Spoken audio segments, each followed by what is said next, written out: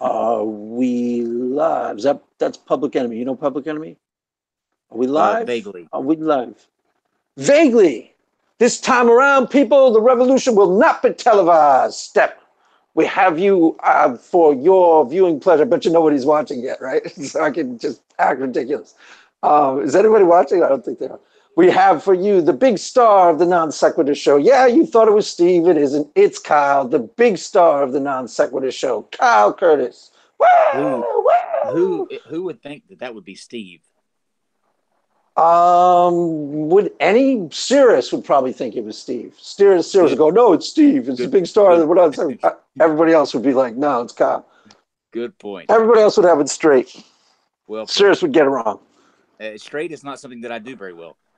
No, you do not. But we will get into that as the show progresses.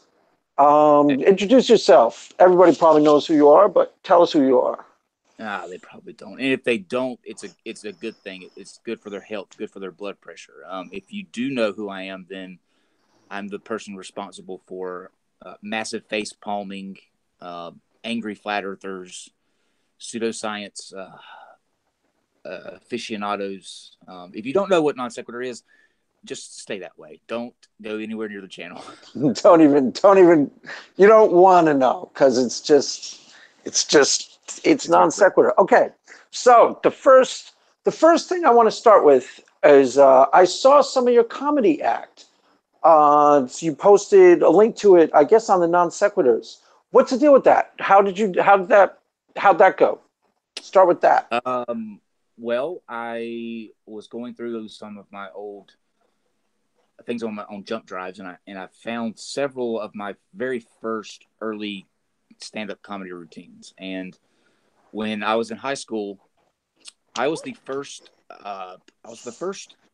I think class like it was the first year they started doing senior projects, which is a thing they do widely now, where you have a set thing that you work on your entire senior year. So some Right. people would work on restoring cars. Some people, did farming. Some people did, if they were wanted to go to medical school, they shadowed a doctor. But you had to get a mentor.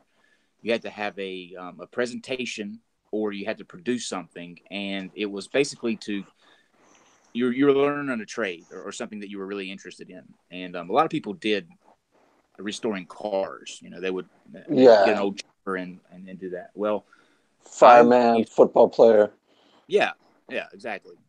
I was fascinated by the Johnny Carsons and David Letterman and those guys, and just love stand up. Love stand up. Bill Hicks was one of my still is one of my idols, even though he morphed into Alex Jones, which is a tragedy in itself. But I chose to do my own stand up, and I was a senior in high school, and I called up this. There were two comedy clubs in my hometown, the Funny Bone and the Comedy Zone. I called up the Right. Comedy Zone, and I didn't get anything back. But I called up the Funny Bone, and the manager there said, "Yeah, we'd love to do that. Let's do it." So that's a commitment for like a year. So on the weekends, I literally got to spend every weekend in a comedy club with some of the funniest. Big names would come through there, but I just got to sit and hang out and watch the comedy. And Wow. yeah, and that was, you had to spend so many hours a week with your mentor and on your project. So all of these counted towards my hours. High And I was just, school credit? High school credit for that. yeah, well, it was part of the project. That if you don't pass your senior project, you don't get your diploma. So this is like a huge deal. And my presentation, or what my actual physical product would be, was I put on a Johnny Carson style show for the entire school called the school night show, and we sold tickets, raised money for Relay for Life. I had a bunch of the comedians that were local that would come through the comedy club onto the that Johnny Carson style show that I did, and it was fantastic. And so the manager said, "All right, look, we spent all this time with you. We did uh, all of this mentoring. I want you to come up and watch one more show at the Funny Bone, and then we can part ways, or you can still come up or whatever." But anyway, there was no obligation there because the project was over. So I went on a Tuesday, and I walked in like I normally did, sat at my normal table, and the manager came and said, "I need to talk to you in the office for a second." And so I go in the office, Oh, and he's and going to tell you that you could be a star. He's going to tell you you're really good, or well, no? not quite, not quite. Okay. He, you know that saying, if you want to learn how to swim, throw them in the deep end. Yes.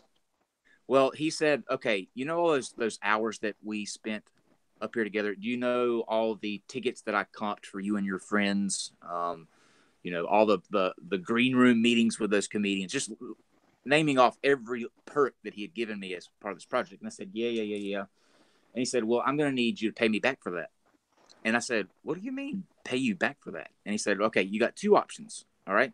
You can either pay me the money that all of that comes up to, or you can get your ass up on that stage tonight and we'll call it even. And Cool.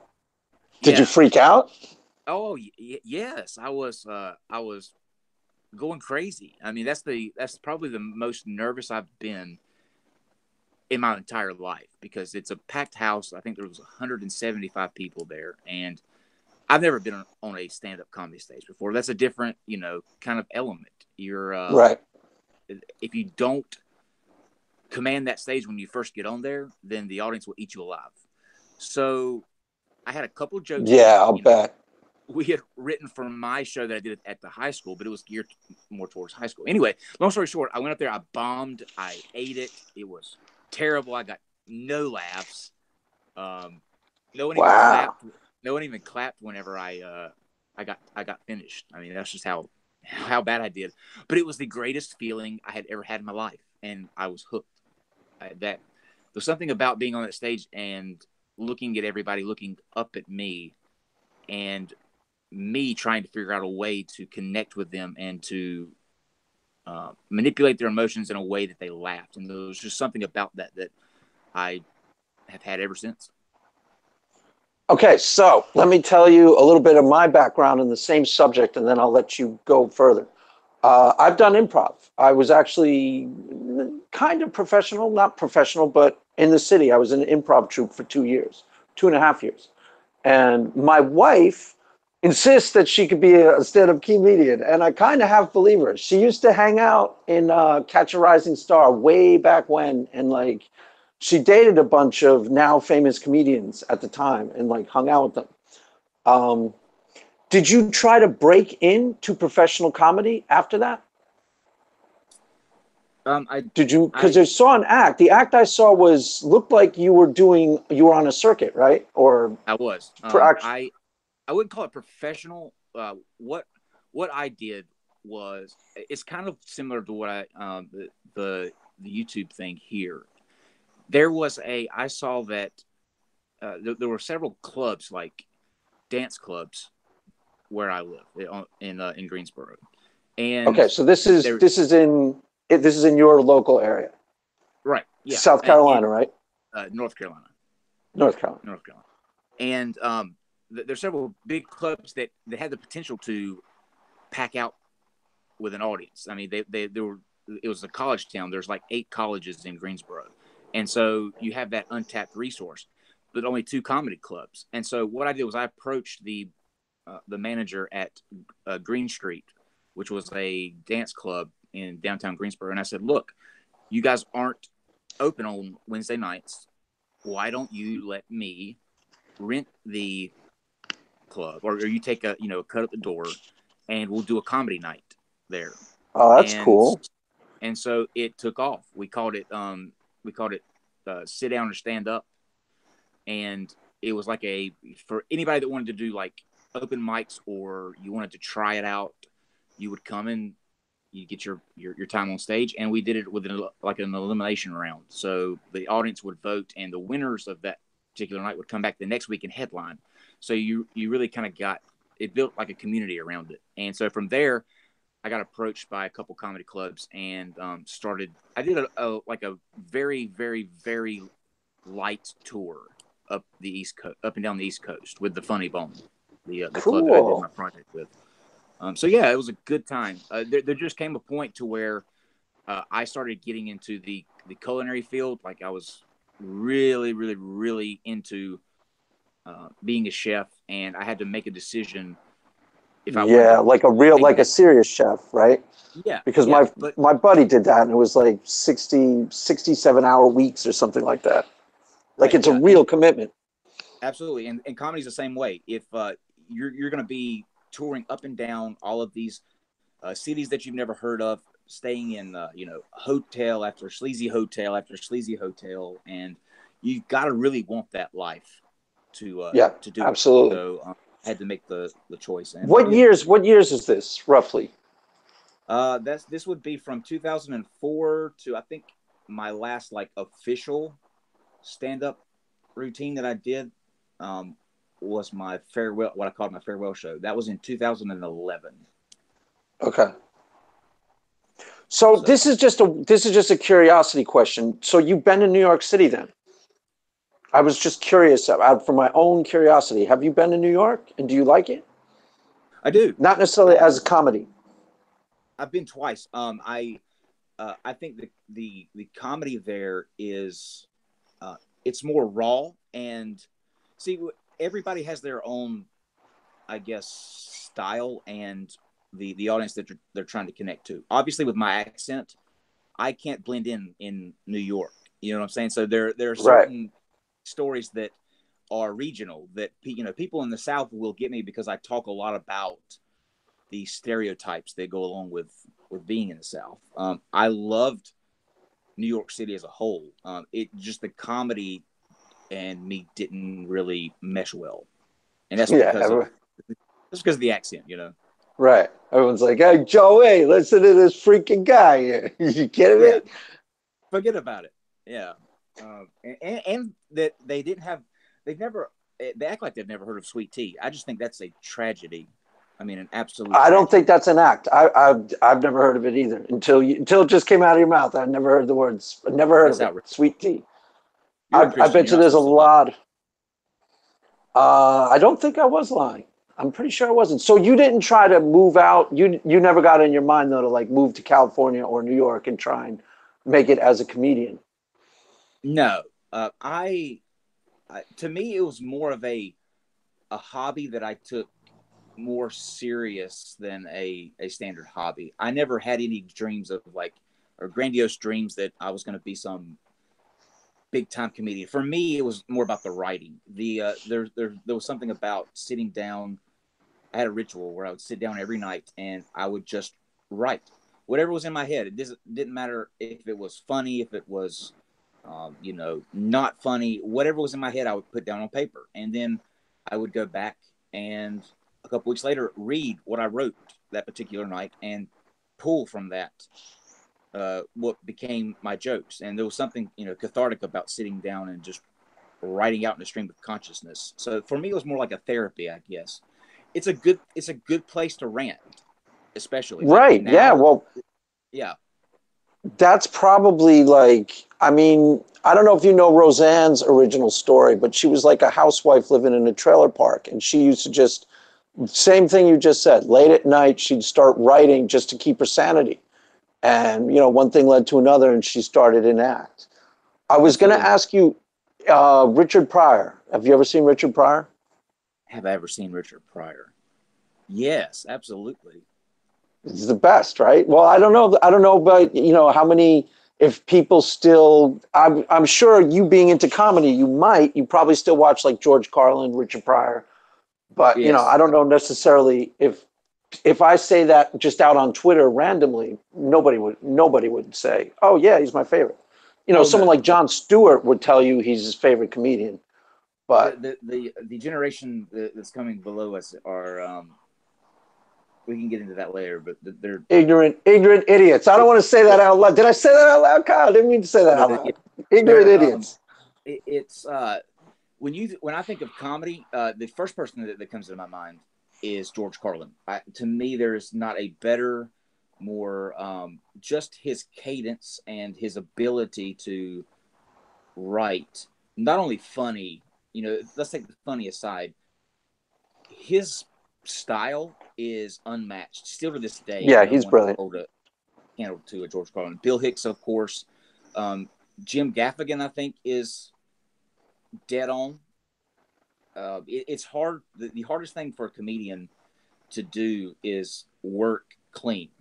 Most comedians that are, out on circuit, they're what they call blue comedians, or they tell the dirty jokes, and they cuss, and that's just an easy way to get a giggle out of an audience. But to me, a true craftsman of the trade, I think, is somebody like Jim Gaffigan, who's able to be hilarious without going to that area.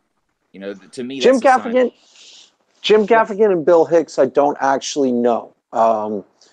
Richard Pryor, when I was in 7th grade or 8th grade, we all got together and watched. I think it was Live on the Sunset Strip, and I was totally blown away. I mean, I memorized that whole.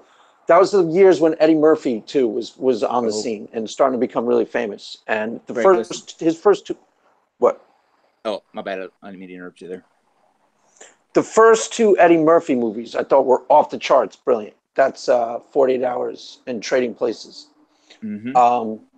No, Bill Hicks, I don't know, and the other guy you mentioned, I don't know. If you want to see somebody, I guess if I had to choose somebody that would come close to, George Carlin had there was a depth to his jokes. It wasn't just about the laughs. He had a message and he wanted to convey an idea. The best orator of ideas in the comedy world, I think, is Bill Hicks. He had a way of exposing not only the lunacy, but the just how people can be so absolutely absurd sometimes. And when you left, or when you got done watching one of his stand-up routines, you could conquer the world. That's how motivating he was. He would spend the first half of his comedy routine breaking down where society kind of breaks down, and then the latter half building you up as an individual, but in a way that was just, it's unparalleled. The guy was a genius. Cool. So I will check him out. Well, what about the other person? This is quasi controversial. It's too bad, but the other guy who I thought was super talented, who I watched almost everything, was Louis C.K. Yeah, there's nothing I don't think controversial about that. You could say the same thing about Bill Cosby. People. Oh yeah, for sure. I forgot about that. He just went to jail, as a matter of fact. You have to be able to separate the two. They were not the same. The person that, as a kid, I fell in love with watching him on TV, is not who he is now. Who he is now is a monster and disgusting. But it doesn't take away, I don't think, what he was able to do back then on that stage. Because for all the bad that he did, and he did some bad, unforgivable things here, in those moments where he was on that stage and he was, telling those jokes, who knows the amount of good that he was doing in that particular moment. And you can't take that away, not from him, but from the people that felt that. Screw him.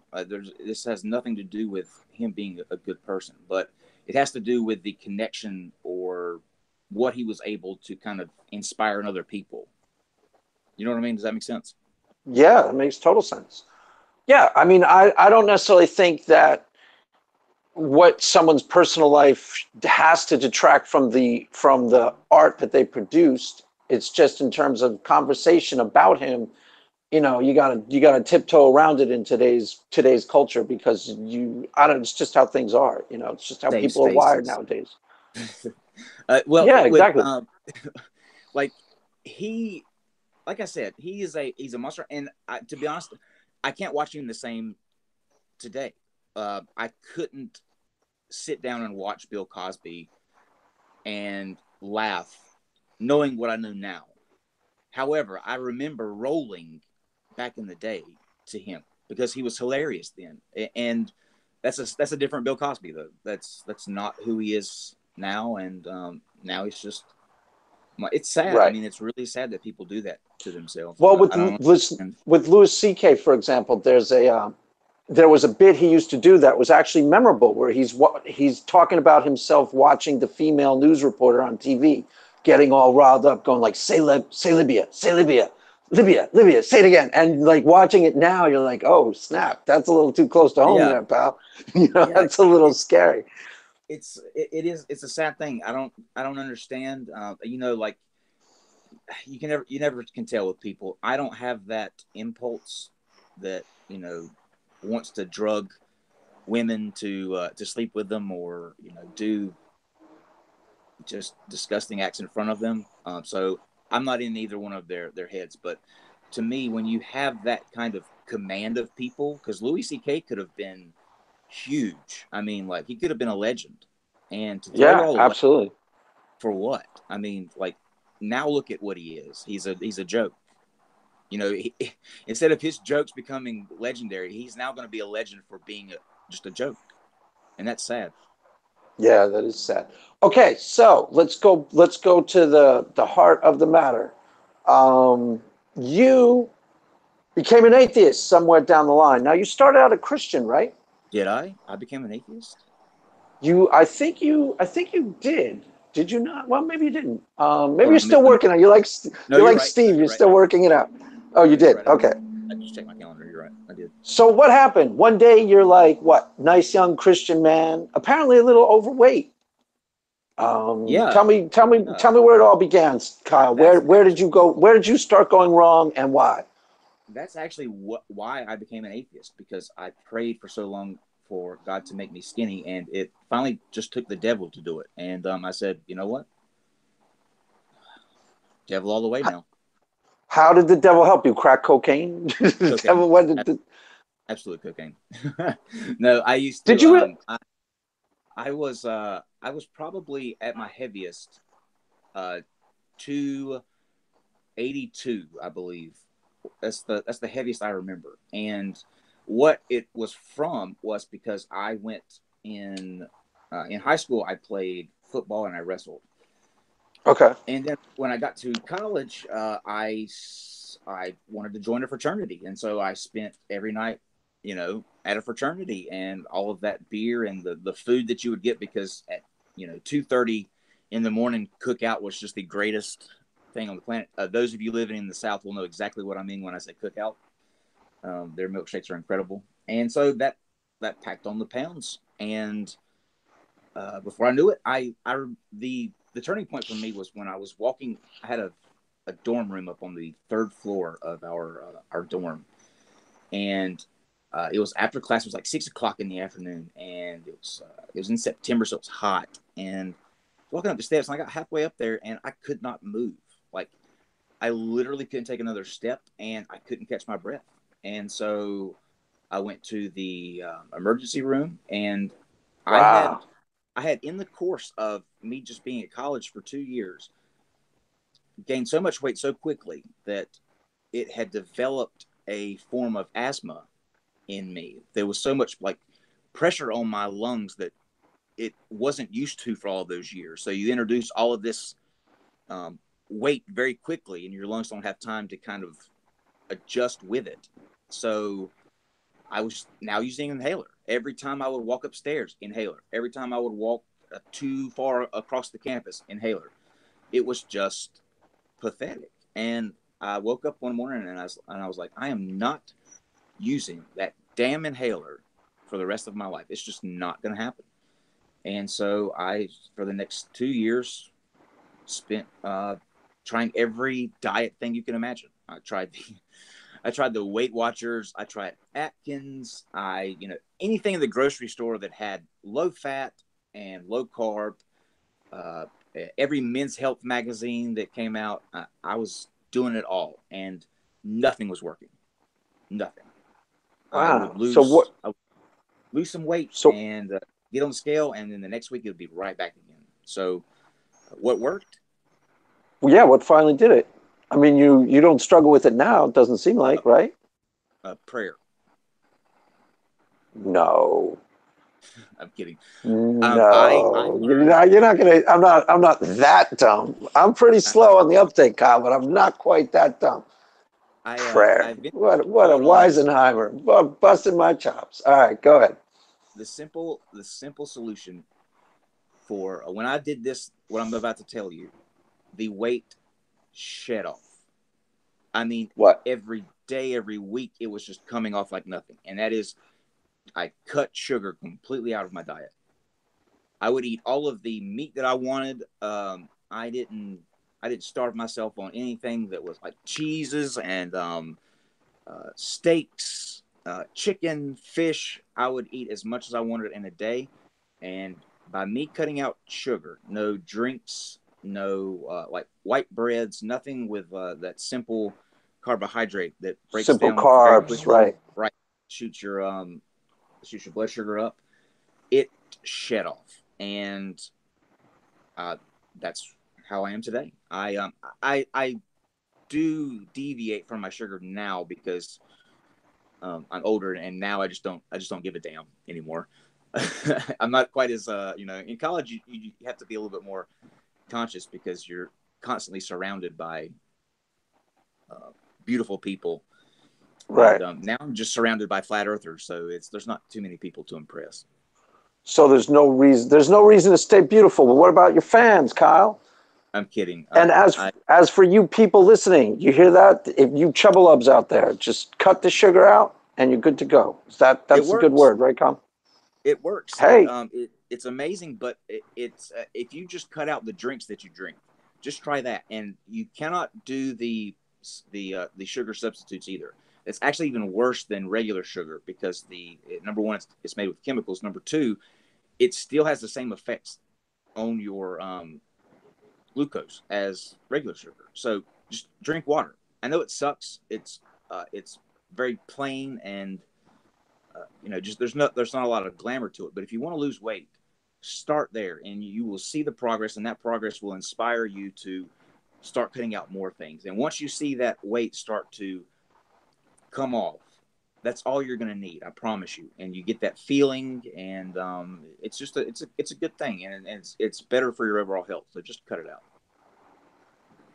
okay. So now tell me about the background. The family that you grew up in is Christian, correct? And you were Oh yeah, raised strong yeah. Christian? Like, were you raised intensely Christian when you were in like high school and grade school? I I was very intensely Christian, and it's my entire family is very, very, very hardcore Christian. I've actually got three pastors in my family. Three of my cousins are pastors. My one of my cousins' husband is a deacon and preaches, and we actually work out together. And so it's very funny now. He listens to the show, and so we often have kind of spin off debates while we're working out. And it's a good dynamic that we have, that we're able to do that. He doesn't treat me So any he's cool. different. He's cool with your stance. Yeah, And well, in general, I don't know that he's cool. Like he's not cool with it, but he respects it. You know what I'm saying? And that's a big difference. Like you don't have to be, and you're not supposed to be as a Christian. That's what the Bible tells you. You're supposed to go out and preach the good word to everyone. preach the gospel.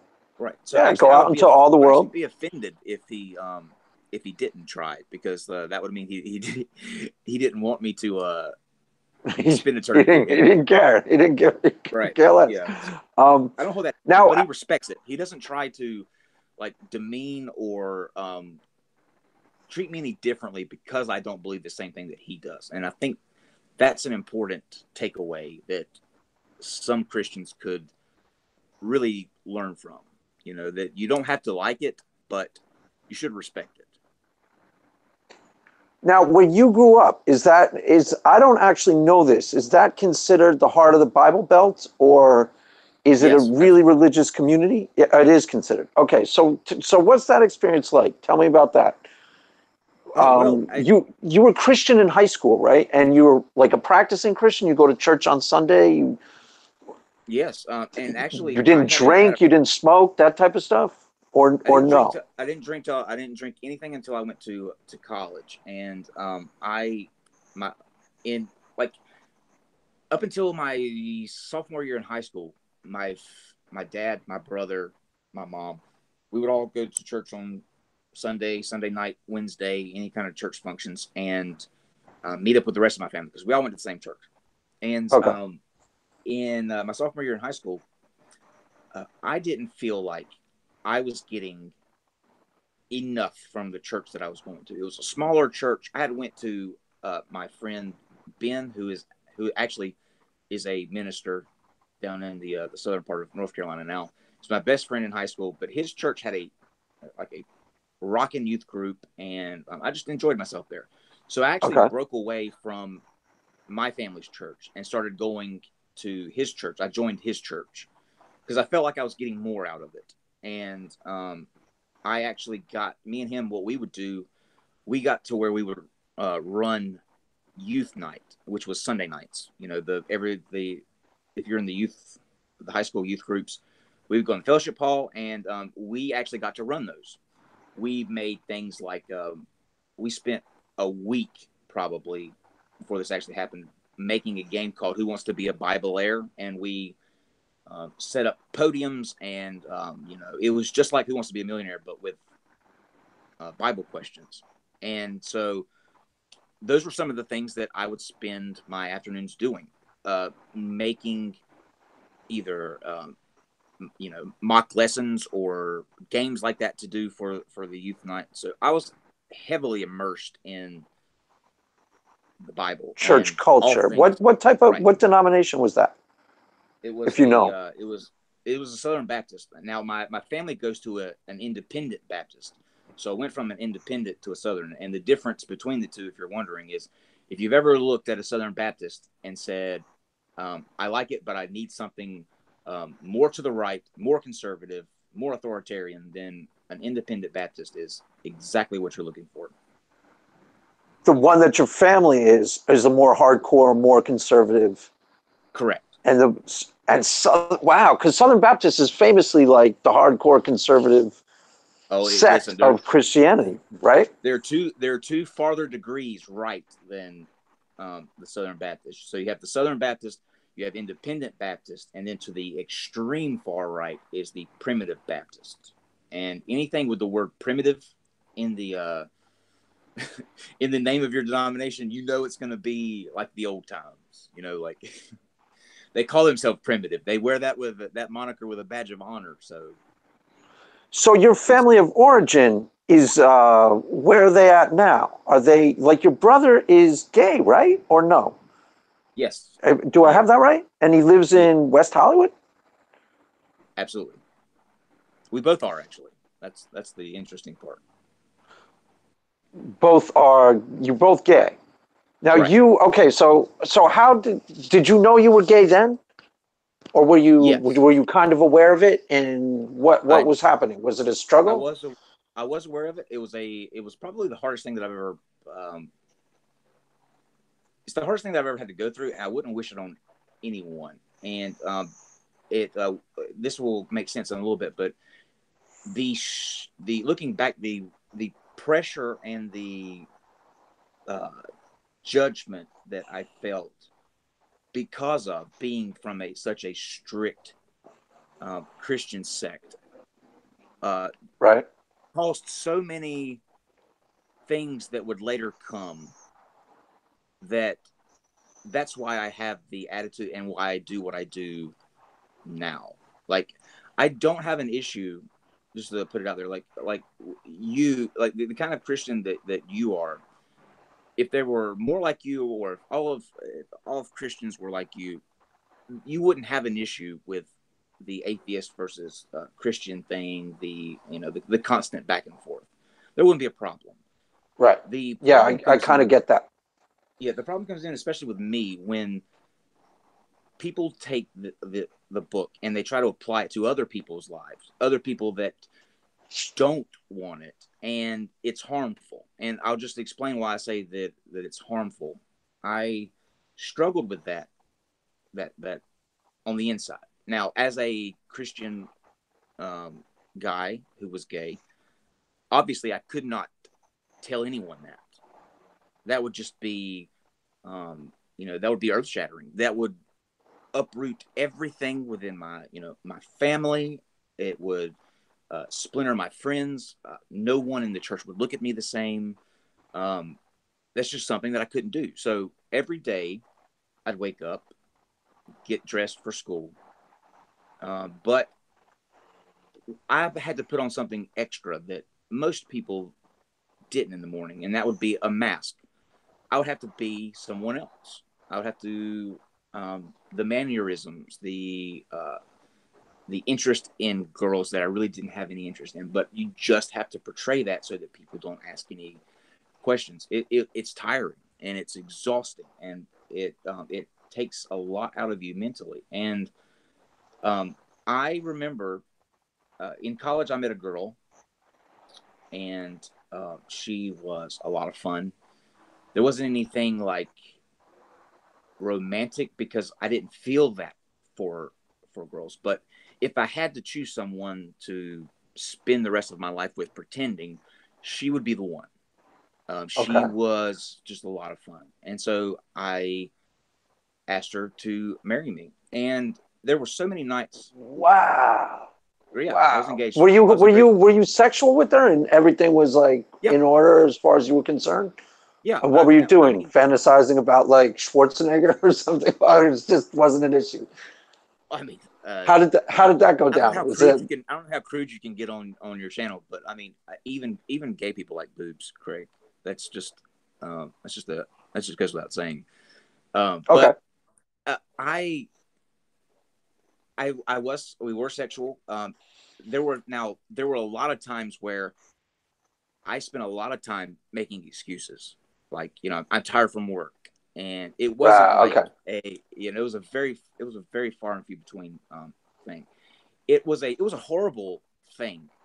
Like looking back, the relationship was just Did she horrible because know? there Did she have any inkling when you told her? Was she kind of like no aha, or was she no like she had no clue. And I'll tell you how we broke up here in just a second. But let me get back a little bit to the the just what it does to you part. I okay? remember several nights laying in the bed with her right next to me, looking up at the ceiling. And in our ceiling, it's got the stucco ceilings where it looks like popcorn all up on top of your ceiling. And Right. I stared and I repeated this so many times that I could tell you in a square a certain amount, a certain inches from the other wall, how many pieces of that stucco was there because I had spent so much time looking up and counting and just staring while I said this very thing. I would literally be praying, begging actually is a more appropriate word, for God to see that I was trying, that I didn't want to be this way, that I'm trying to do everything that He wants me to do. I'm trying to do everything that He's asking me to do. Maybe if I get married, maybe if I have the kids, maybe if I, buckle down more in the church, that will be an indicator that I'm serious about wanting to change who I am and that He'll take it away. And I remember like so many nights just begging for Him to take that away. Like I didn't want to be that. I did not want to be gay. It's not something that I was hiding because, secretly I really did enjoy. I didn't. I hated every single minute of it. And no matter what, I could not get that feeling to go away. And she actually went down to a Zach Brown band concert, and I think this is probably stems off of our lack of uh, intimacy as it should have been. But she wound up going down there and hooking up with another guy that was at the concert, and I found out about it. And it was a month before we were supposed to get married in October, Oh, and okay.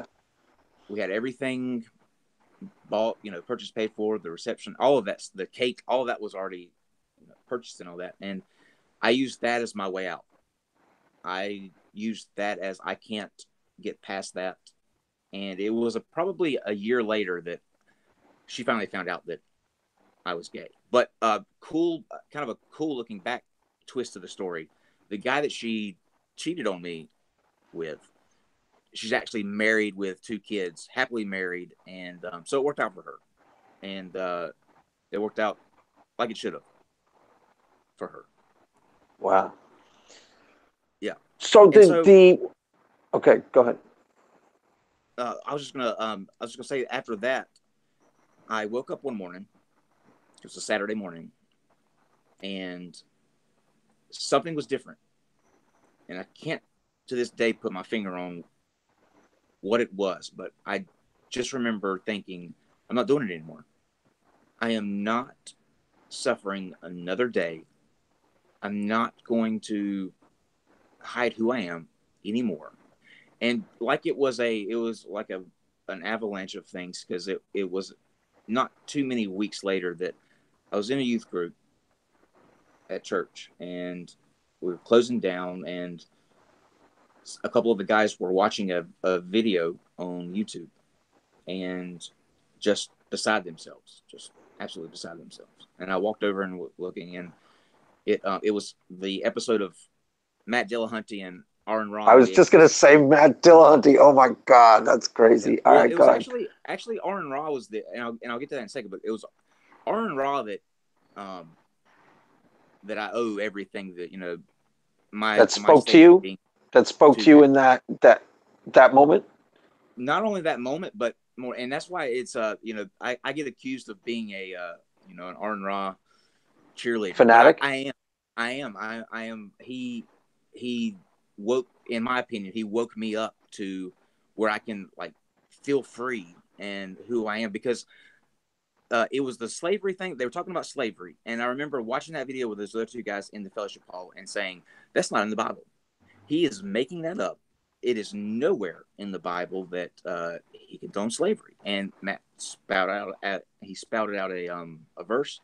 And I remember I wrote it down, and I went home, and right before I went to bed, I put out my Bible and I went to that verse, and it was there. And I remembered like that sinking feeling, like, no, no, no, no. Why did we not ever learn about this? Like, why is this the first time I'm hearing about that? And so I pulled that video back up, and I began to watch every afternoon when I'd get back from school their videos. I mean, just obsessively watching, checking as they went along. The verses were there. Yep, it said that. And then Aaron Rod did a speech, and I forget what state it was in, but it was like he was talking to me.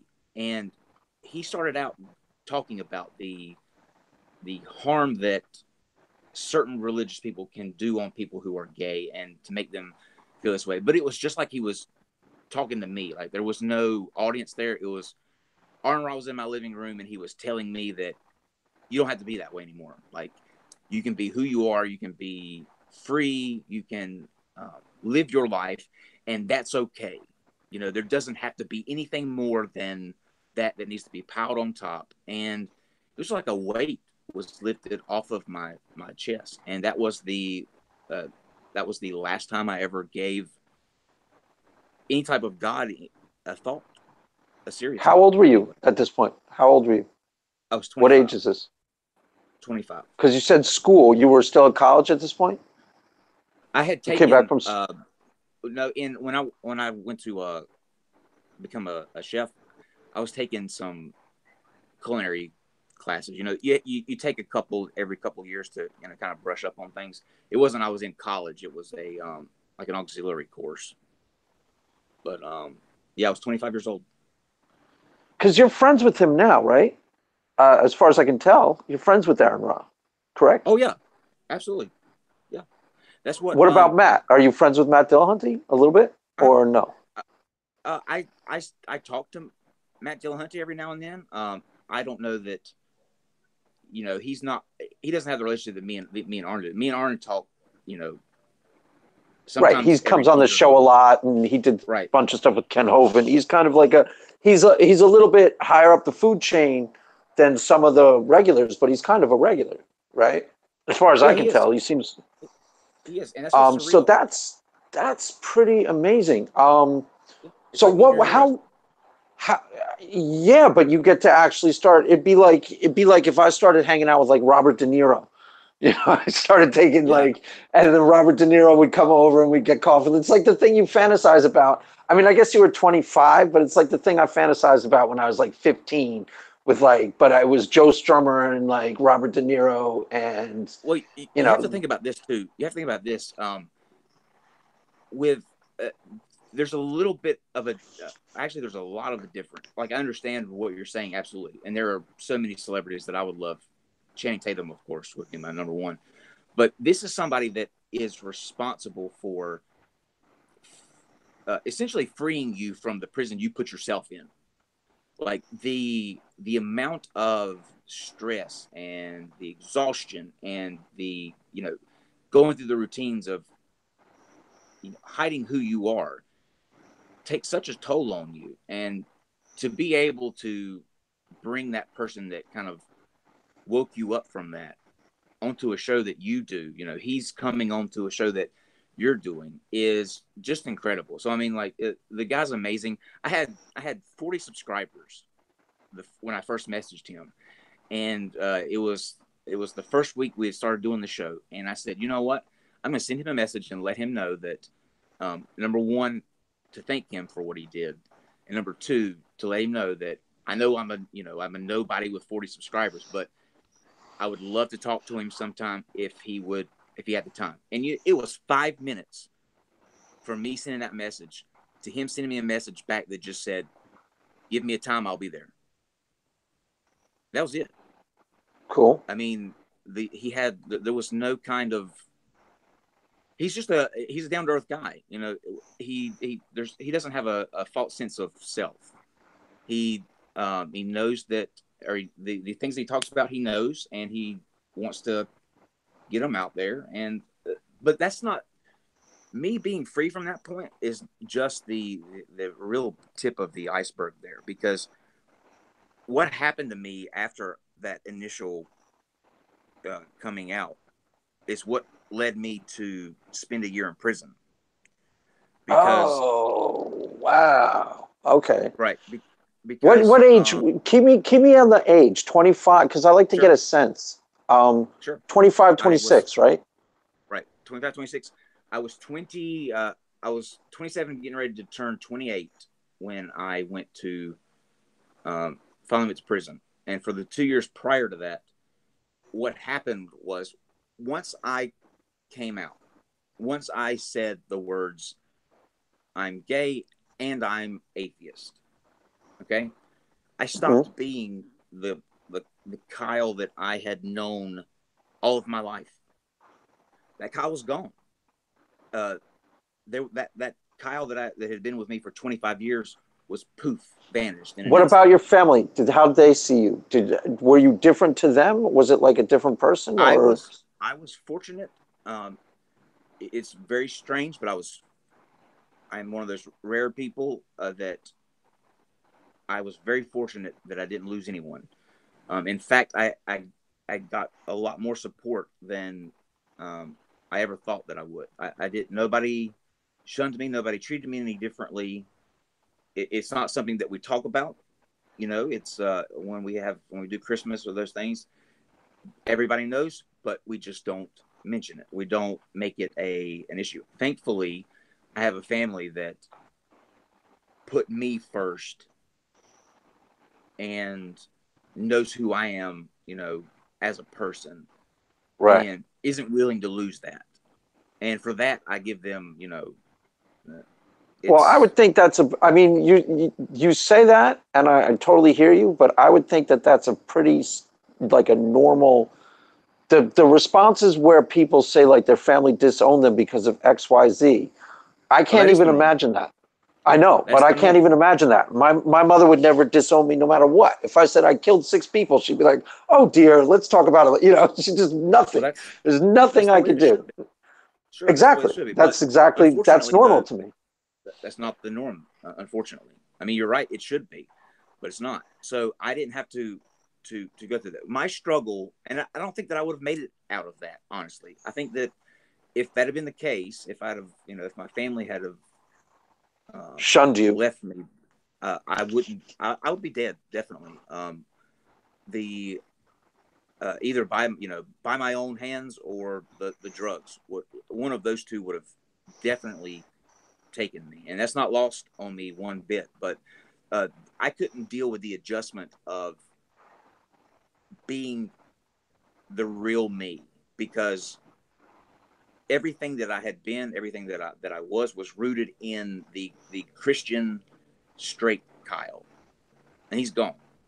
So I couldn't deal, and I turned to. It started out. I turned to drinking, to weed, which led to cocaine, and a really nasty cocaine habit. I mean, really bad cocaine habit, and because it got me to where I didn't think about it.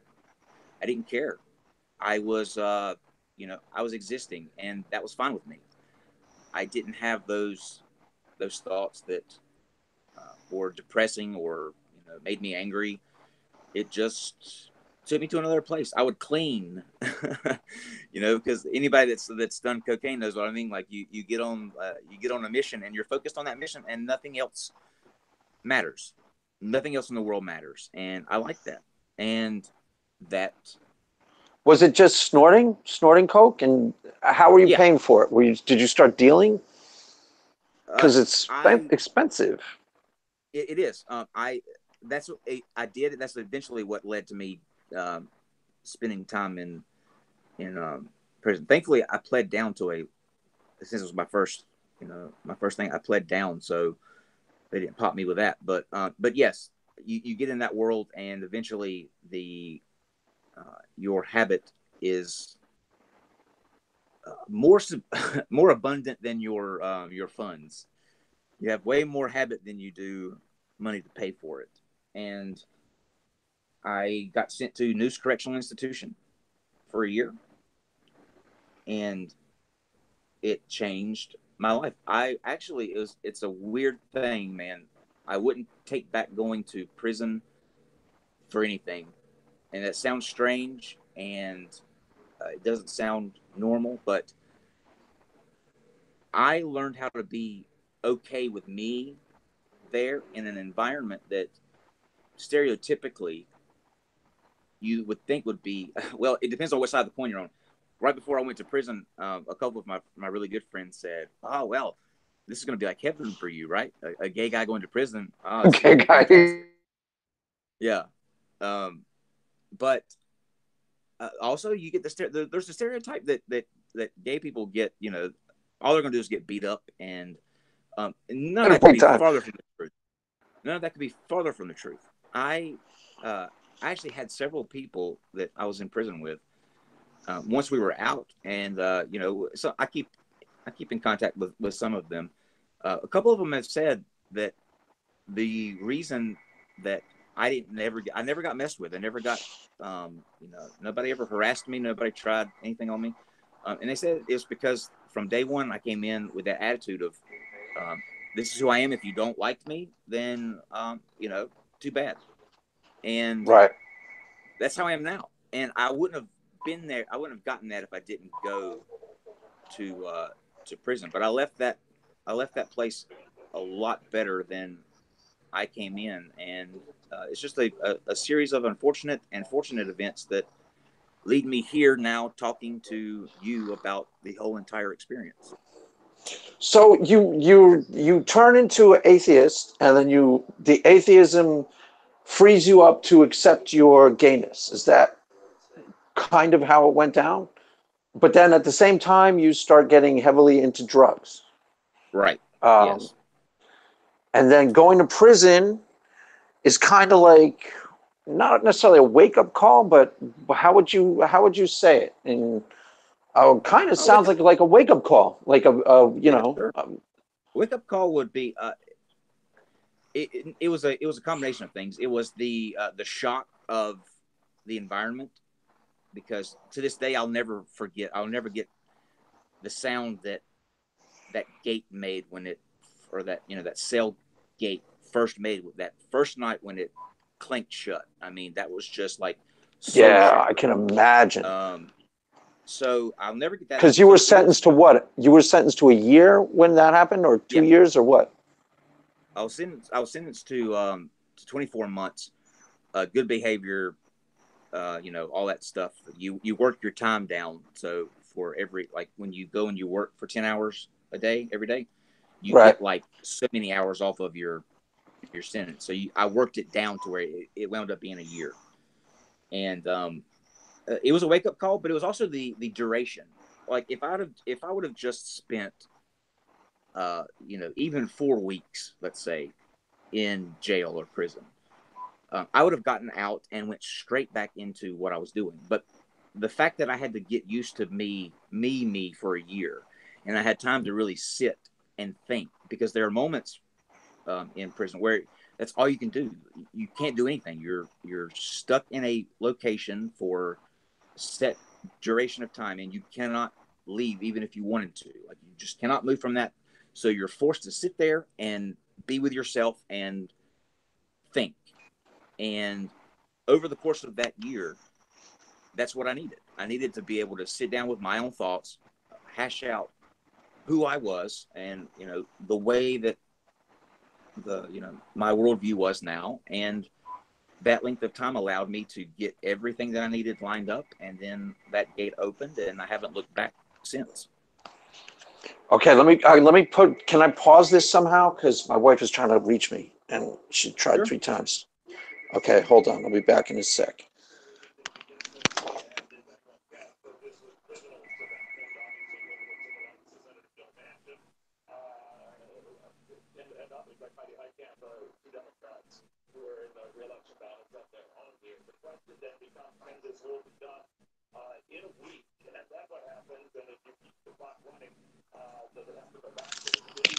All right, back.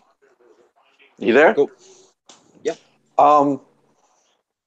Yeah, actually, I know a lot. I know a lot of the story personally. I only spent 1 night in jail. But the drugs. Did you do recovery when you were, or was the year in prison enough to just not? That counted as my recovery. I don't think that this is just my personal opinion, and Mhm. it may even only apply to me, but therapy wouldn't have worked for me either. It was something that I had to get straight with myself, and Right. some people need the other person to talk to. For me, if I'd have done that, honestly, if I'd have went to therapy, it would just probably be me sitting there lying to, or trying to diminish the totality of the situation with somebody I didn't know, with me having to, be alone with my thoughts. That really forced me to go through them all, and that's what I needed. So it's different for everybody, but it just happened to work for me. Right. So you never joined like NA or AA or anything like that? No. Uh-uh. Okay. Because I was in that for a while. I was actually in rehab twice. Yeah, I mean, Second time was, it definitely works for some people. well, it didn't fully work for me until I became a Christian. Then I was fine in like 2001. But so What you do you you get out. What's that? I was just going to ask, what would you say if I said that maybe Christianity became your new addiction? How would you respond Um, to it's I can see why somebody would think that, but it was more of, it's very similar to what you're describing. I was at war with myself, not necessarily because of any, but I was at war with myself, and then when I became a Christian, that war ceased. I started to have peace of mind, and when I had peace of mind, I didn't really need to drink anymore. And drugs is now like the furthest thing from my mind. Like, I would probably still, I shouldn't say this, but I would probably still smoke a joint every now and again. But you didn't hear me say that, and I'm saying There's that nothing live. wrong with that, Oops, though. Like, oops. there's nothing wrong with that. I don't think there's anything wong with that, but Weed is not it's not let's not something. talk about weed as a drug at all. Weed does so many. It has so many more benefits than it does negatives. And if somebody gets, you can't. Number one, if you uh, smoke too much weed, you pass out with a bag of Funyuns in your lap. And if you drive while you're high, you just go too slow. And that's a statistical thing. Actually, I I said that as a joke, just joking, when we did a weed debate on my channel between Frankie from Steph, the Geek Room, yes, and SJ, Stephanie and was on that, wasn't she? yeah, but she actually went and looked it up, and she actually confirmed that I was right. That statistics shows that people actually drive way too slow when they're high. Like that's it's backed up by statistics. So I thought that was pretty There you go. The thing with weed, I was actually more or less done with weed by the time I was in college because I stopped. We smoked so much in high school that I stopped enjoying it. If you do it for too much and too long, it starts to just make you paranoid, and it's a very actually unpleasant feeling. Um, it started to make me like I started to really not like it, so I just stopped doing it. And every once in a while, out of for old time's sake. To answer your original question, peace of mind. Once I started to have peace of mind, and part of it's the age thing nowadays. Like I would never want to be hungover anymore. So I used to get vicious hangovers. But it's not that dissimilar from what you talked about. You start to feel more at peace in your own skin, and you're not at war with yourself, and you just don't feel the need to kill off the thing inside of you that is plaguing you, so to speak, that the drugs are trying to do away with. That's how I heard your story. I don't know if that's how you intended it, but you kind of faced yourself. You had a year to stare in the mirror, and you kind of worked something out, right? your biggest competition and the most difficult thing to conquer in your life is yourself. The moment that Right. you're able to realize that if you feel like you're locked in a prison, it's one that you built for yourself and that you have the keys in your pocket the entire time.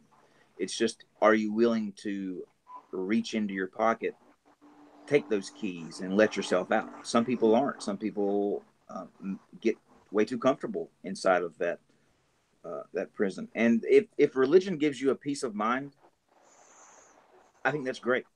My grandmother is the shining example of what a Christian should strive to be. She follows that book to a T. I mean, to the letter. And Right. there's a finer Christian woman alive, and I would Right. never, in never ever take that away from her. But she also doesn't try to uh, make religion that special to other people.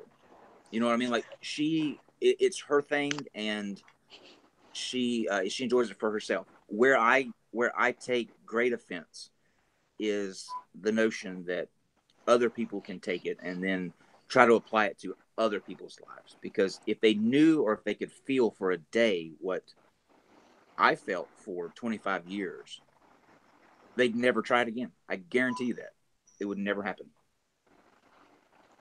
Well, when you were struggling in your well, first let's go further with the biography. So you get out of prison and you start becoming more of a public atheist. Is that part of what you're the thing that you just described? Like it's kind of part of your mission, isn't it? You want to give that to somebody else in terms of how you felt. This is what I hear. You tell me if I'm hearing this correctly. That for you, Sure. becoming an atheist was, and I imagine this is true of a lot of people that I've talked to, there was a sense of liberation there. There's a sense of I no longer have to fight to keep myself in a box that I don't fit in, and I feel free now that I don't have to believe this, and I can be, especially with the gay, I can be who I am. Is that fair to say? That's what I heard? Is that true? That would be accurate. I would think that would be accurate. So now you start becoming more of a public. I don't know if we're there yet. Are we in your public ministry? I'm about to say your public ministry, Kyle. Did we get your public ministry Yes, yet? we are at the Reverend Kyle Curtis's See, pinnacle. it has a nice ring to it. You say it sarcastically, but it just sounds so right, Kyle. Oh, It come does. on. It does. No, I do this, and I became I got into this by accident. Actually, to be honest with you, complete accident. I had no desire whatsoever to be a YouTuber. None. A year ago, around this time, actually, this was around the time that all of this started. It was a year ago. I was watching a Christopher Hitchens debate, and it was on autoplay. And I walked out of the room, and it had went to the next video. And the next video was a debate video that Steve was hosting. And Steve McRae. I was right, and I was listening, and it was between I think Red's Rhetoric and G-Man. But I remember I was like, oh wow, there's like amateurs that do this on YouTube. Had no clue, so I started really watching them, and I just had this idea pop in my head, and I said, you know what? I bet it'd be really cool to kind of do what we're doing right now.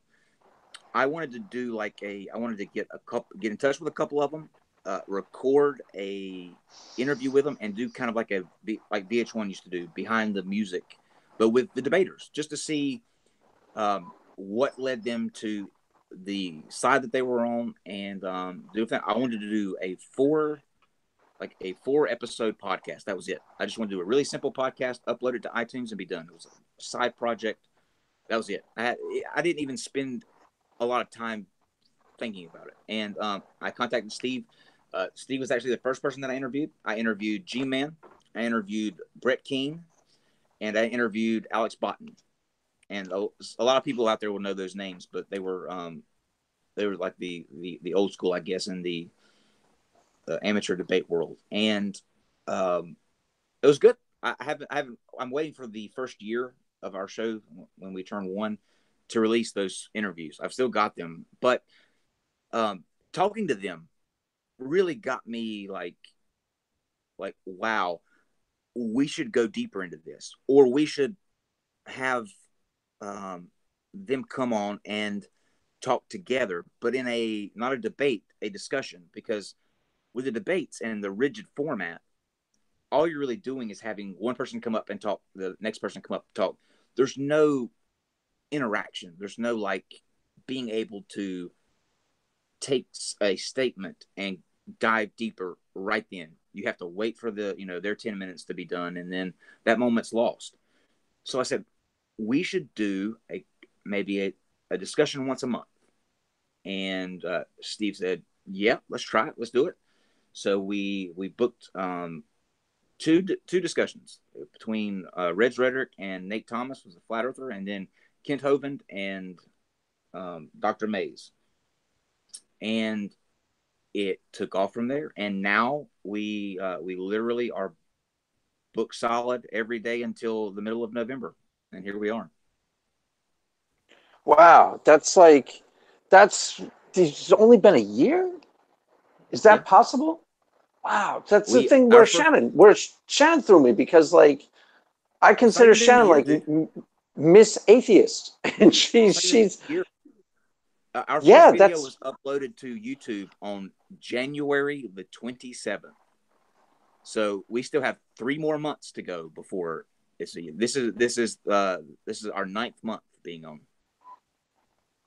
Wow, that's mind-boggling, because I consider you guys have been around forever, and actually I probably started earlier than you did. It feels like we have. I think with the amount of to be completely honest with you, the people and the guys that watch and leave comments and support us are the entire motivation and why we are where we are today. I mean, it's been unreal, the response, and it's very humbling. It makes you take a step back, because a year ago you would never be able to tell me that I would be a YouTuber in a year. I would have laughed at you. It would have been so far out there to me. But now I can't imagine doing anything else, and I love what I do, and it's a lot of fun. Well, a lot of you guys in your crew, and I think I've pointed this out on other videos, are on the trajectory to be the Matt Dillahunties and the Aaron Ra's of tomorrow.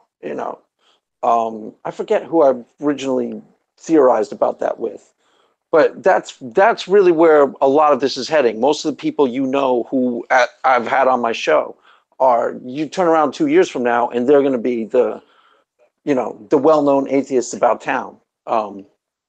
If that's what Matt Dillahunty and Aaron Ra are, in fact, the public faith of atheism. And you'll have stories of I was watching my first Godless Cranium video when I was 23, and that's how it's going to all go down. I would say that those two are impossible shoes to fill, but those shoes that do fill them will be the right ones, and any of those guys that you're referring to would be just fantastic at leading whatever whatever this is a couple years from now. Any of those guys, the Apologia, Godless Cranium, Godless Engineer, Holy Kool-Aid, any of those guys we'd be lucky to have them. So I'm fine with Cirrus the Skeptic and Shannon. Cirrus is a squirrel in 3 squirrels in a man suit. So by law he can't. That's the atheist bylaws. And Shannon is a woman, I'll have you know, so obviously she can't. Shannon is a woman. I do agree with that. I do agree with that assessment. She has to be in the kitchen and do the ironing. That's wow. See, I couldn't even make that joke. That'd be too off the charts controversial. Oh, why? But I will allow that. It's she would because die there's some. That's the thing. Somebody would for sure bust my ass about it. Be like, yeah, you hear him say women should be ironing, and he's one of those type of Christians. Listen, tell them to lighten the fuck up. Shannon would die at that joke, and that's what it is. Everyone, lighten up. The world is way too serious as it is, and if you are trying to be the joke police or trying to tell people that they can't make these jokes, even though that's just in reference to a particular factual time period that we had in America. I mean, that's the way that it was. I'm just, referring to a a time that really existed. A historical fact. You're just right. Referencing historical facts. That was a little history lesson. Get a life. That's what I say. If you get angry about that and that upsets you, get a life. That's my advice. Hey, I hear you, Kyle. So, this struggle internally when you were just a wee thing, when you're a young little rapscallion Kyle, and you're struggling, you knew that you were. Did you suppress the information from yourself, or did you know you were gay in high school? And how strong is that? I have no idea. I mean, I have no idea how that works. I think both. Probably my earliest memory of when I knew that I was different was in middle school. We would always have twice a month. We would have dances on Friday nights at the school. And I remember being at the lunch table, eating our square pizza and horrible frozen corn. And my friend at the time was writing a letter or a note. It was one of those check yes or no's. You know what I'm saying? Those love letters, but not really love letters. But he was asking this girl to dance with him. Meet behind the barn and smooch and something like that. Yeah, that kind of thing. And he asked me, "Who are you writing your note to?" And you're like, I haven't thought about it. Well, he didn't know, and obviously, the middle schoolers, that's not a deep subject that we really cover. But I remember stopping and going, well, if I had it my way, I would probably be asking you. I didn't say that out loud, of course, but I remember going, well, if we had to choose somebody to go to the dance with, it would be Ben, and that was probably the first that I can recall and the most striking, the one that stuck with me, where I was like, I don't have a desire to go with any of the girls. Is that normal? Is that a bad thing? Right. And in the years that you were like, see, maybe things haven't changed that much, but I grew up in New York, outside of New York City. And when I was in high school in the 80s, right? Now, there was no openly gay person then, but I'm 100% sure if you went to my high school, the same town today, there would be a lot. There'd be like at least 10 or at least 3 in every grade. Like of my Facebook friends, 20 out of 200 people. That's pretty high percentage. It's a different world. Right. It's a different But I think it would actually be, because this was already starting to happen in college, it would be considered kind of cool or chic or, not necessarily like dangerous, but you know how things are going nowadays in terms of the culture, depending on where you grow up. Like, it's probably in the middle of the Bible Belt, it's still pretty shocking or weird. It's I not don't, as you bad tell as me. it's dramatically different. It's not where it should be, but it's dramatically different. And I don't know that I would call it cool or chic. I would just say that gay people are uh, awesome, and that chicness that you think it is really just being fabulous. I mean, that's just what being fabulous entails. Okay. No, I just mean in terms of like, because that It's was general. actually, yeah, I know, I got you. Just because, like, I don't know, that was already starting to happen when I was in college. See, the thing with me that's probably different than most Christians is I was a theater major in college and I grew up in New York. So, if you're a theater major, gay people constantly. Constant. Every theater class I've ever taken had at least three out of seven guys, three of them would be gay. At least, It is. you know. It is no coincidence that as as society is more accepting towards uh, the LGBTQ community, religion has taken a nosedive.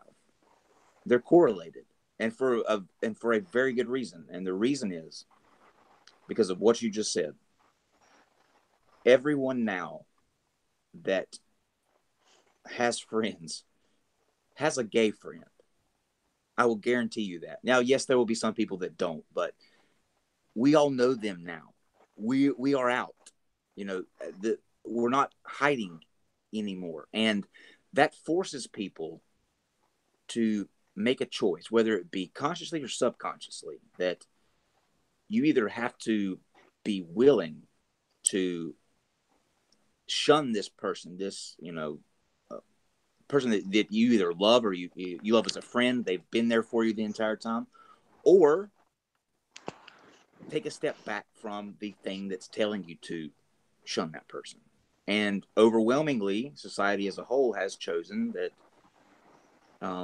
they're not going to do that, and that's put a big dent in religion. I mean, if I think things would be different, a lot different in society, the world, if religion had not beaten that drum and been more open to homosexuals being a part of the church, feeling like they were included, and not like they were some, um, gross stain on society. That doing that right there, I think in the long run, it really cost the church, because if you might have a different world if they would have opened up those doors like they claim they do, and you might have 10 times more Christians now if that would have been the case. But I think because you know they made that a hill they wanted to die on, it really, really, really uh, cost them.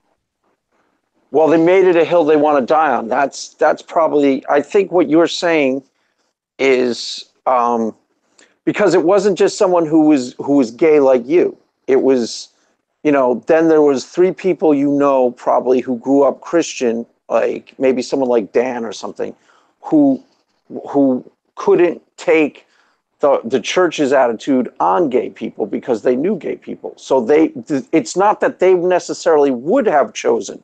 It's that you're saying that the church itself forced them to make a choice. Is that what I'm Correct. hearing? Is that And I'm saying that like the numbers and statistics show that um, religion as a whole, people who identify as non-religious are increasing. So that religion is decreasing as acceptance to same-sex relationships is increasing at a dramatic rate. So what I'm saying is, if the church had actually followed its teaching, and that is love your neighbor as you love yourself, treat others the way that you want to be treated, and not made a push to ostracize gay people or to make them feel like they were an abomination or to make them feel like they needed to change. If they'd have opened those doors and said, you know what, you might be gay. It was a law back in the Old Testament.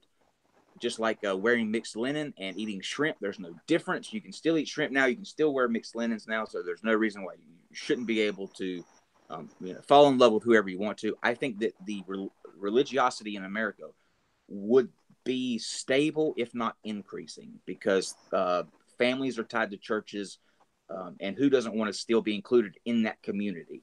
But because the church came out and doubled down on the abominations, doubled down on the talk where it's a sin and it's just abhorrent to God, that forced people to make right.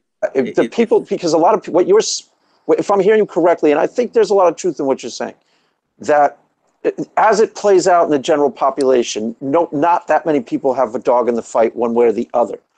What I heard from someone like your friend Steve is he might not necessarily have had a dog in the fight had the church not taken a firm dogmatic stand on the subject of homosexuality. Absolutely. A lot of people, what's that?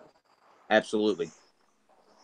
Then a lot of in-between Christians would have had no real reason to, choose sides against Christianity. That's Absolutely. kind of what you mean, right?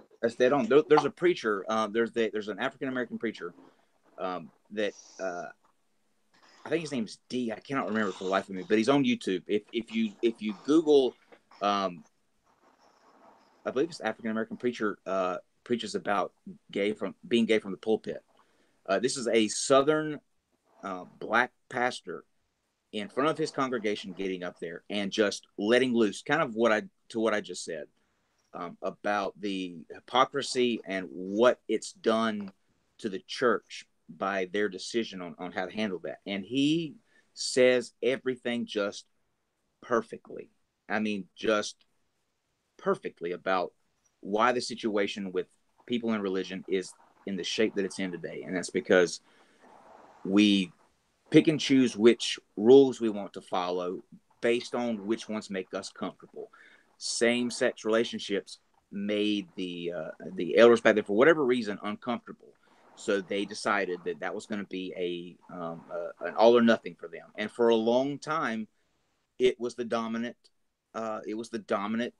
ideology. And then slowly but surely, as science began to just exponentially learn the answers to things, that loosened those cracks, I believe, for the dam to come falling down, which was the look at it this way. Look at the DOMA Act, the Defense of Marriage Act, in George W. Bush.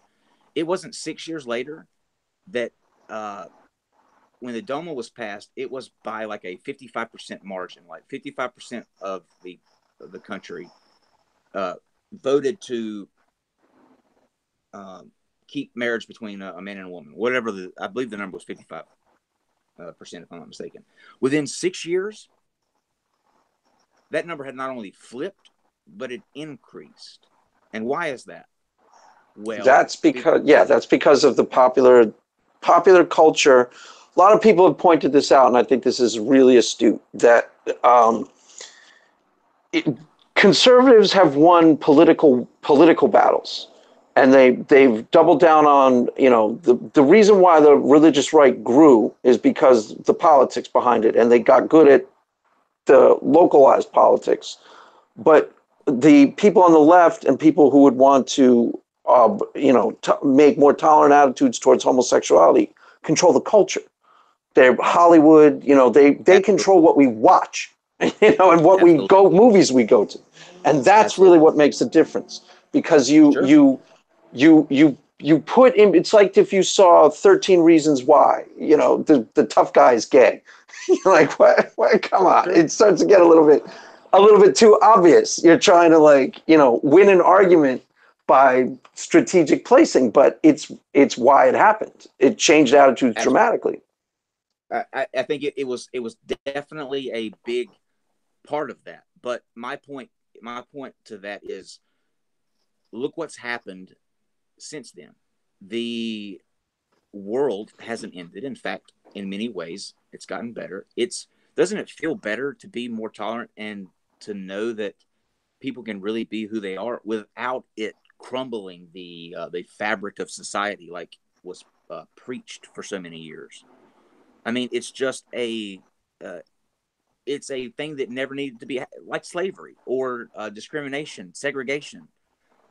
Once we woke up and realized that, hey, maybe the way that we're treating a group of people just because they are different, maybe that's not right. Maybe there's something to that. And people in today's society could never imagine a time where black people would have to drink from their own water fountain, or they couldn't sit at a lunch counter, or they couldn't ride a bus at the front, that they had to give up their seat for a white person. That is unconscionable to people like to our generation, and it should be. It should be abhorrent. It should make you sick to think that that was ever the way that people treated other people in a world or a country like ours. And it's the same thing as we go through time. We look back and we realize that maybe the dogma and most of this, honestly, not to pick on religion or anything, but most of it stems from that. The Bible is used several times to justify the segregation, the mixing of the yoke. And once we get past that, we realize that, wow, maybe we took a lot of maybe we inflicted a lot of pain on a group of people, and maybe we took a lot from them just because they dared to be different, or just because they didn't look like we did, or just because they didn't love like we love. And I think that no matter how you do it, whether it be through the media or through grassroots movements and protesting, through writing letters, through civil disobedience, through anarchy, any way that you can to introduce that kind of change into society, I defy someone to show me where that's not the way and that's not the right thing to do. So let me, on playing off of that, let me ask you, because there are two things that happened, and I'm interested in your take. First of all, once upon a time, the religious right was not actually a thing. If you go back to the Jimmy Carter era, people, sure. You know who Michelle Bachmann is, right? Of course I do, and I know exactly where the religious right came from. From the moral majority, from what's his face, right? Absolutely, absolutely. Roger Ailes. Oh, wait. Roger Ailes back then, or Roger Ailes from because of Fox News? Roger Ailes from Fox News, but when he worked on the abortion campaigns, when that abortion decision was made on, they saw an opportunity to really clump together in a collective to try to push back against this abortion thing. He was a strategist in that entire right. That's what I thought you meant. So in Michelle Bachmann in the 70s was in 76 worked on Jimmy Carter's campaign. He was a famously born again Christian. A lot of people don't know that, because he's a Democrat. The liberal Democrat wouldn't even perceive of it that way. That's when what's that? Back then they would. Back then, even the Democrats. Back then, even the Democrats had to be. If you seem to falter in your belief or devotion to God, there's no way you would ever have a chance in hell. So, of course, yes, people like Jimmy Carter and John F. Kennedy, the proud Catholic. Right. Exactly. Then, you had to cling on to that. Absolutely. Right, exactly. And then as a political movement, the religious right gained power. And, there was a lot of cross-pollination between the idea of being Christian and being in the right. And those don't necessarily go hand in hand. That's part of a social movement rather than, an actual, I've analyzed the Bible and now I should be Republican. The question I was going to ask you is, how does your grandmother? Remember, you said your grandmother is the perfect example of what you would, if you had a role model Christian said this is how a Christian should act. You mentioned her. Sure. How does she deal with these type of things? What would Granny do when she's faced with these challenging social questions? In which terms of, you said, Granny, I'm gay. What would Granny do? Said, that's nice, dear. I'll bake you some. oh, What did she do? I did tell Granny that I did tell Granny that I was gay, and her response to me was, "No wonder you always commented on my dresses." And then she baked you some cookies and everything was all right. That was Is it. that how it went down? That was it. There was she did not. Uh, I was her grandchild, and that was what was most important, and that's the way that it should be. It was not, and I'm trying to speak for her, but and I can't get in her mind. It may have upset her. I don't know what happened after I left her, or when I'm not, in her company. But she's never been anything different to me. She never she will still tell me from time to time that God loves me, and that she just wanted me to know that, and that's as far as she'll push it. But she doesn't say, I need to get you, we need to get you right, because if you were to die tomorrow, you would burn hell. It's not that. And you know what happens? She could probably have a better chance if I wasn't in the middle of like the whole atheist and Christian thing, and I wasn't as read up on all of the stuff as I am. If I'd have just been like Kyle in regular life before YouTube, uh, Right. saying things like that, like, I just want you to know that God loves you. God still loves you. Those things do more good than telling someone that they're going to burn for eternity, or that they're an abomination. Oh, of Leaving those course. little I mean, that's nuggets, a given. those right, and that's the way, and that's what these Christians miss about the Bible, is that that's the way it's trying to push you to be. Treat others the way you want to be treated. Love your neighbor as you love yourself. Leave those seeds. There are so many times that the Bible mentions planting the seed. That's a seed. Amen. Amen. Letting somebody know that, hey, God still loves you. And leave it at that. That sticks with somebody. But you know what's going to push them as far away from you and as far away from the other side, and make them want to come after you with everything that they've got? When you put your finger in somebody's face and say, because you want to love who you love, you're going to burn for all of eternity. That is the quickest way to ensure someone stays an atheist. If you want to Right. Well, they bring a first of all they feel hated.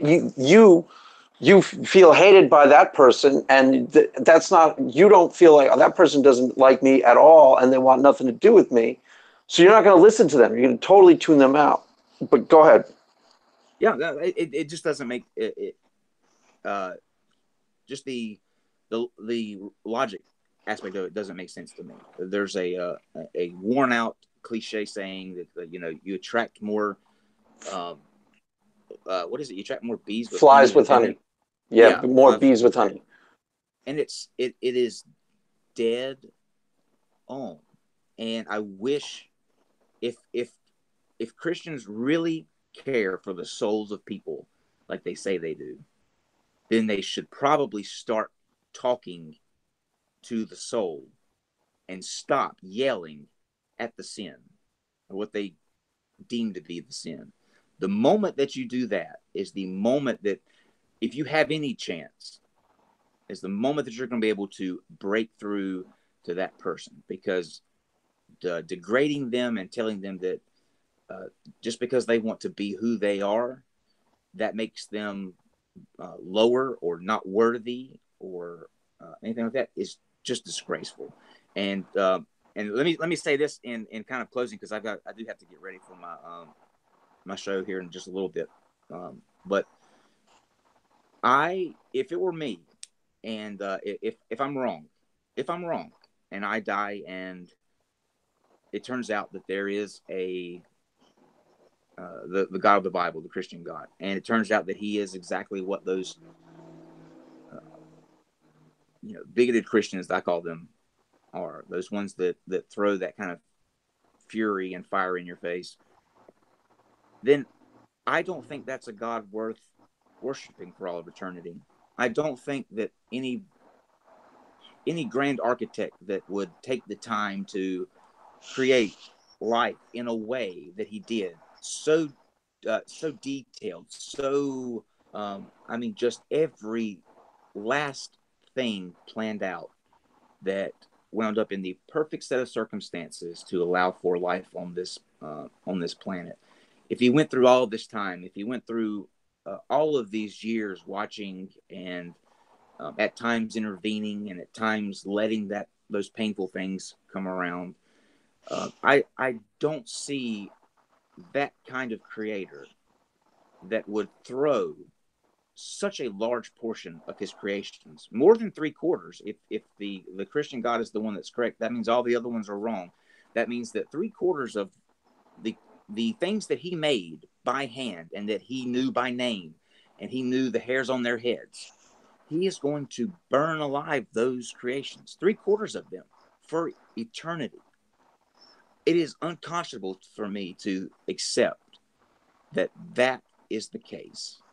It does not make sense. It doesn't make it is not right. And if it turns out that is true, that the one that knew everybody by name did throw three quarters of his creations in an endless pit of hell, then you will not catch me worshiping a God like that. And I'm fine being thrown in with the rest of them, because at some point you have to have the moral fiber inside of you to take a step back and look at what's right and what's wrong. Just simply put that way, what's right and what's wrong. And think about this. Are you worshiping that God out of fear of going to hell, or because you want to go to heaven?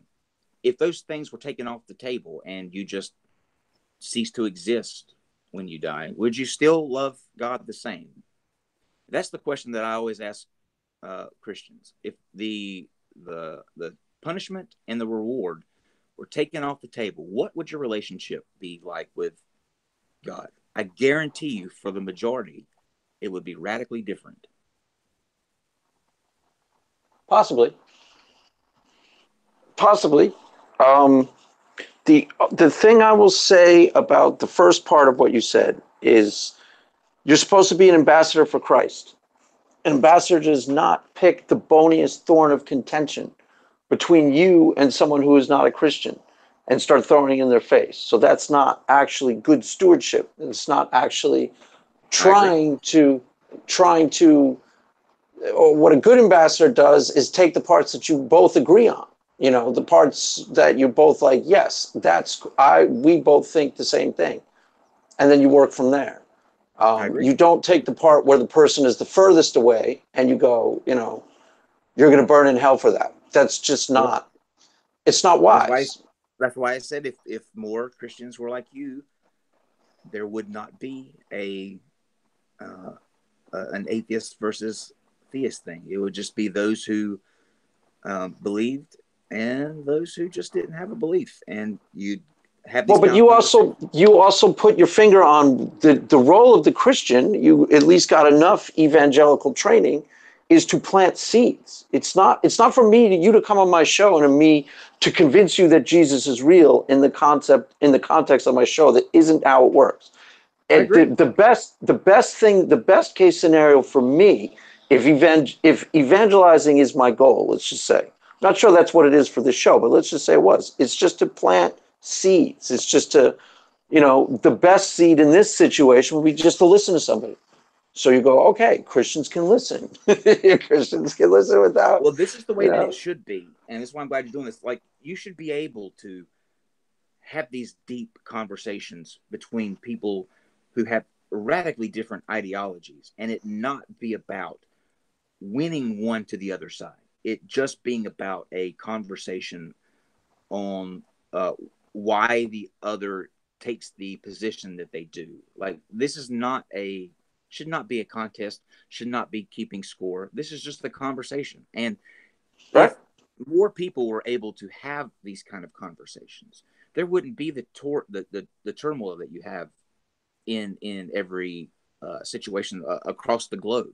If everybody is simple, if everybody worried about themselves and worried about what they need to do, for a Christian, let's say if you are Christian, worry about how your relationship is with God. Right. And that's it. And let the other people decide if they wanted to have that relationship. And if they didn't, then you've got way too much to look after on your plate to worry about anything else that anybody else is doing. The world will be a much better place. That's one of the reasons why I put out a video on this, and I'll probably put out more in the future. But one of the reasons why I don't take your beliefs, you personally, Kyle, I don't take your beliefs personally. You can believe what you want. You come on my show and I ask you questions and you're cool to me. It doesn't really matter to me to what you believe when you go home at night. I don't even understand that mindset. Yeah, I'm supposed to, on some level, witness the gospel or evangelize. I feel like I do a sufficient job of that. I don't need to do that while you're sitting here right in front of my face. I just want to find out how you got, when you asked me, what are we going to do? This is exactly how I planned this show was going to go. You were going to sit here and tell me how you got to where you got and feel hopefully non-defensive doing it. Correct? No, not at all. And that's a thing that I get through on our show. We have so many people, such a wide range of people that come on our show, and it's never like we might get into passionate back and forths, but when the show ends, I'm able to be completely pleasant and none of the shouting or anything like that happened because I separate the passionate back and forth from the individual. Like I don't take it personal. You said it perfectly, and you can't take it personally because I have nothing against the people that I have come on the show that it may seem like I have disagreements with. I have a lot against the ideas, and that's who I'm talking to when we have those discussions. But I can still be, I'm really good friends with a lot of Christians. I don't take it beyond that. You know what I'm saying? It's not a campaign for me to try to either get you to our side, so to speak, or to demean Shut you me in any way. down and right. Yeah, it's just right. No, that's why I thought you'd be a good guest because I got that already. People who I invite on my show, I've already picked up on that fact. It's not some sort of random coincidence. I've already seen them publicly and said, hey, that guy will be cool and reasonable. And, there's Why'd you something have to be Steve? learned. Why did or why didn't I? I didn't. Why did? Steve's the only one who invited himself. He invited himself. Everybody else I invited. He said he watched Drew's and he said, hey, I'll come and tell you about playing with the Ouija board and how I conjured up the devil or something like that. And I was like, yeah, it sounds like a good show. Let's Just roll. never bring up agnosticism. You'll never leave. Yeah, it'll be the hangout that never ended. Yeah, but then he'll do that like splitting of hair. That's the one conversations that drive me mad on these type of things when people do the defining terms for like an agnostic really means no, an atheist agnostic is and you're like kill myself now. It's important to define your terms and try to make sure you're on the same page. But I completely agree with you in the fact that there's only so many definitions for the word no. Like when you say, what do you mean by the word no? Right. Like there's only so many definitions that you can do from that. But I agree.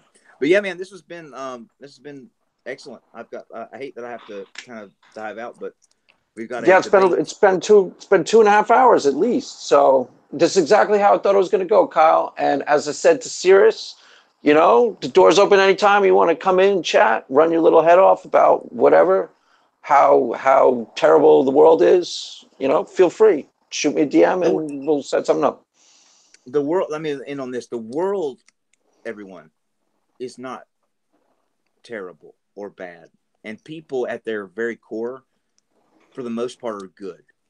Even if you disagree with them theologically, people, I believe, at their core are good. Sometimes people get misguided, but the world's a beautiful place. And if I'm right, you only get to experience it once. So do everything that you can to make the most of every single day. And anything that gets in the way of you living life the way you want to and to maximize the happiness that you have, throw it out and live. and I appreciate it, Craig. Hey, man, anytime, my friend, anytime. Good chat. And Totally with agree. that, we will, what? We'll sign off. Sweet. Good deal, man. Cool, That was man. fun.